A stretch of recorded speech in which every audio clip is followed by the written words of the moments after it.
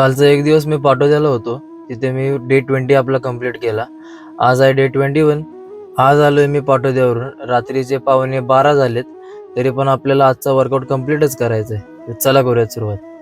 वर्कआउटची सुरुवात केली मी 40 जोर मारून. 2-2 सेट मारणारे प्रत्येक वर्कआउटचे. पहिला सेट 40चा घेतला आणि दुसरा सेट पण 40चा घेतला की लगेच निघालो पुढच्या वर्कआउटकडे. मग घेतले मी डिप्सचे 2 सेट 30-30 रेपिटेशन्सचे. काहीही करून आपल्याला आपला डेली वर्कआउट कम्प्लीटच करायचा आहे. भले तो थोडा असू द्या किंवा जास्त असू द्या, थकलेलो असू द्या किंवा काहीही असू द्या. रानात जर काही काम असेल तर ते मी वर्कआउटमध्ये काउंट करेल, कारण तिथून आल्यावर काहीच अंगात ताकद राहत नाही वेगळा काही वर्कआउट करायला. दुसऱ्या सेटच्या लास्ट 2 रेपिटेशन्सला पूर्ण माझा मसल फटीक झाला. मग थोडं थांबलो. मग 2 गेले नाही म्हणून अजून 5 रेपिटेशन मारले. असंच असतं आपलं.